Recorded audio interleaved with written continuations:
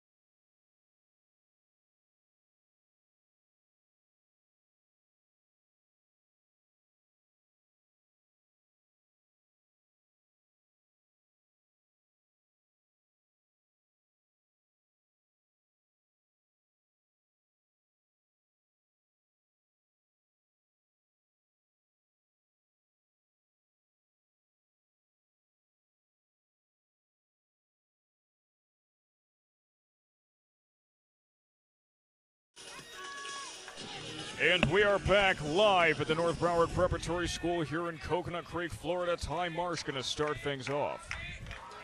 Ty Marsh been extremely reliable for North Broward. Leads the league in at-bats. He has been there all season long for Brian Campbell. Most of the time as the leadoff hitter, occasionally in the 2 spot. Also traded off at the beginning of the season with Xavier Edwards. Gets a handle on it, but it's going to pop right foul. Also second in the league in hits by 2. He's got 34 on the season. Marsh has been there all season for North Broward.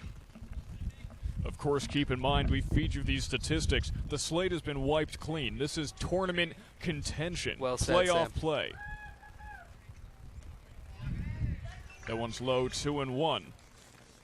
So it doesn't matter what you've done during the season. The only thing that matters in that case is your seeding in the tournament. Anything goes. One number that does matter from the regular season, though, is pitch count. Pitch count rule still in effect.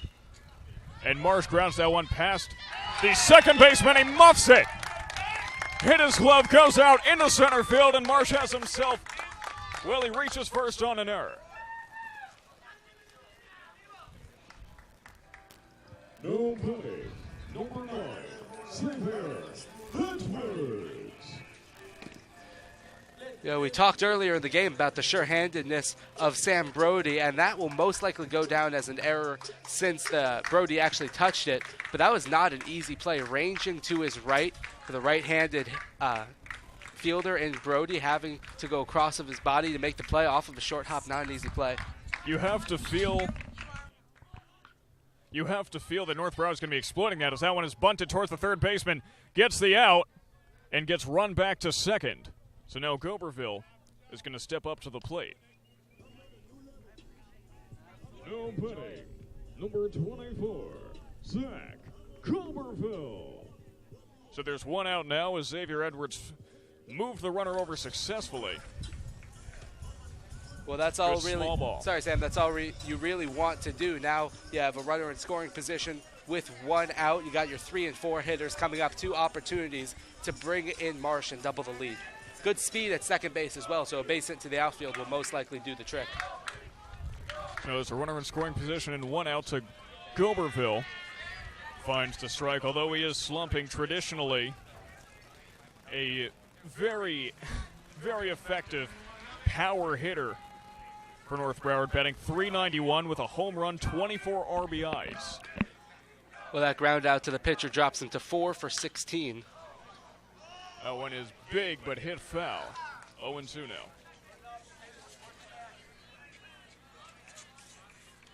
Goberville hanging in.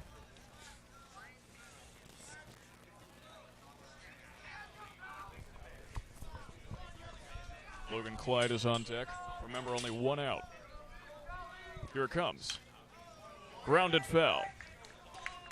Goberville staying alive. Good protection of the plate by Zach Goberville there. It looked like it might have been a bit low, but certainly never want to take that chance when you're down in the count 0-2.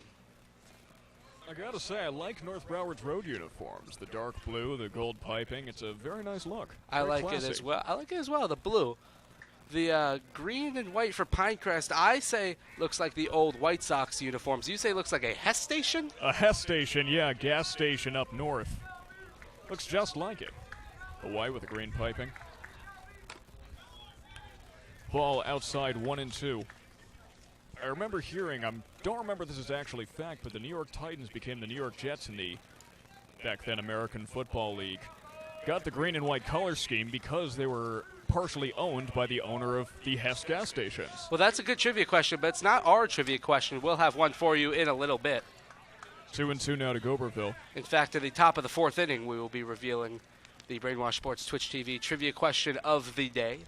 If I'm correct in that random piece of trivia, please tweet us at Stuck in Sam's Head and at Ben Curtis NBPS. Fact check me, please. I welcome it. So here's the 2-2 with one out and a runner on second. Goberville slices one into the gap. Marsh is being waved around. Throw comes home. Tag is not placed. Marsh scores. 2-0 North Broward up. Taking a very consequential lead. The Pinecrest dugout called for it, said that he made contact. Umpire says he did not reach Marsh. The umpire is arguing with Pinecrest manager Mike Green right now. Well, it was certainly very close, Sam, but we had a very good look at it. The ball brought Mike Rothenberg off of home plate a couple feet down the third base line. Ty Marsh had already almost approached him, and it looked like he got down in time. Looks like the umpire has rebuked the manager, Mike Green, and it is indeed 2-0 North Broward. That's going to bring up Logan Clyott.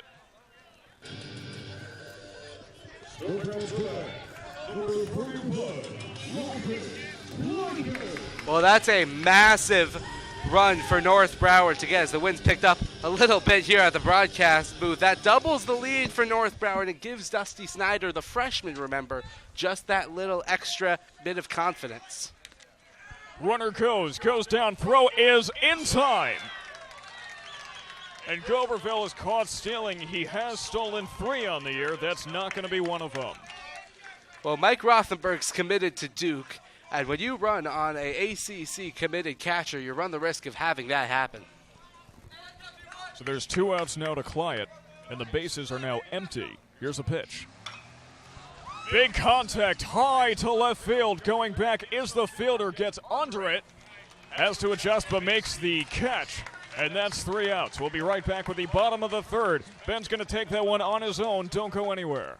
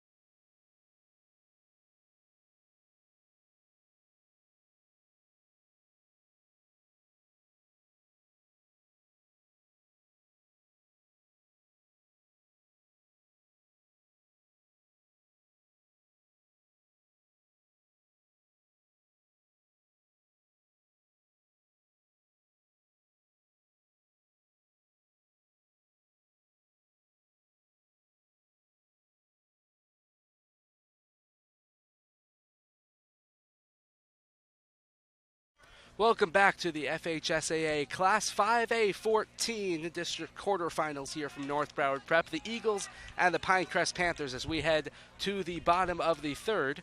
And Matthew Fine for the Panthers. Snyder in his third inning of work, 6 up, 6 down for the freshman thus far for North Broward. Matt Fine, the senior, with a 181 batting average coming into this one, does have 10 RBIs. And he takes high, counts 2-0. After Snyder missed to open the at-bat.